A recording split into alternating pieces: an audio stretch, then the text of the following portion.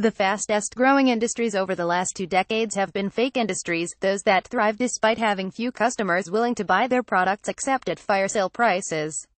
The fake industries all have the same angel investors, governments, and the same promoter touting their wares, again governments.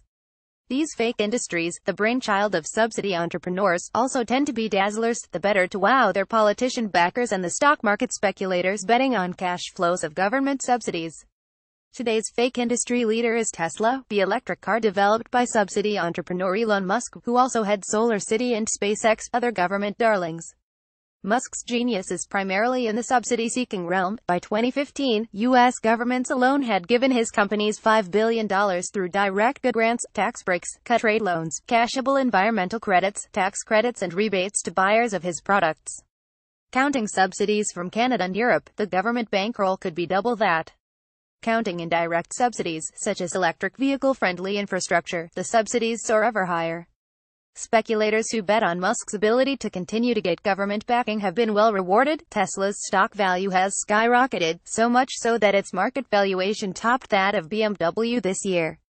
Tesla's stock is now valued at $801,000 per car sold in 2016, compared to $26,000 per BMW sold and $5,000 per GM car sold.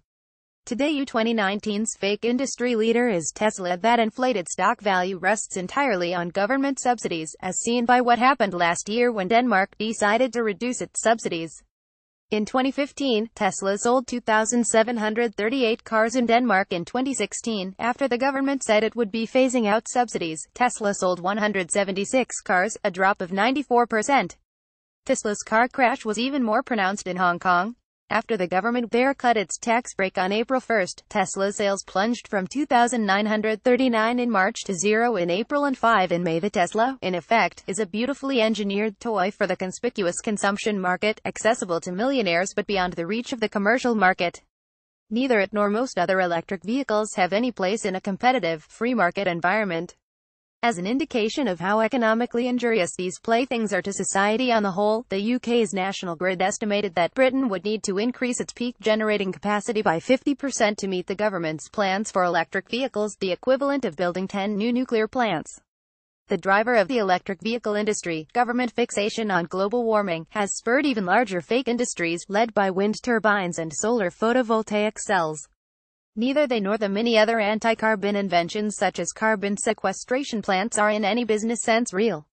The global renewable energy industry, having squandered trillions of dollars building economically unjustifiable infrastructure, represents the greatest loss of wealth in the history of commerce. The Tesla, in effect, is a beautifully engineered toy for the conspicuous consumption market. Fake industries have always been with us, but today's scale is greater by at least an order of magnitude. The previous record holder for wasteful enterprise was the nuclear power industry, which even today, more than a half-century after its launch, still is not viable. Just last month, 2 heavily subsidized reactors nearly half-built in South Carolina were abandoned after $9 billion had been spent on their construction, on the realization they would never be able to produce power competitively. Ontario is still paying for the demise of its nuclear industry a quarter-century ago, which bankrupted Ontario Hydro and cost the province its AAA credit rating. Fake industries prey on government's weakness, like Charlie Brown with that football, to never let constant failure stop it from trying to pick winners. An Elon Musk predecessor, Malcolm Bricklin, in the 1970s convinced New Brunswick's premier to back a sports car with gull-winged doors for export to the U.S. It went bankrupt after producing 2,900 cars. In the 1980s, Philip Sprung, a Calgary subsidy entrepreneur, convinced Newfoundland's premier to grow cucumbers in a greenhouse for export to the U.S. 2 years and $22 million later, it too went bankrupt. In the 1990s, Ballard Power Systems convinced governments to back hydrogen fuel cell technology. Its stock, which topped $120 per share in the year 2000 amid hype that it would revolutionize transportation, is now under $3.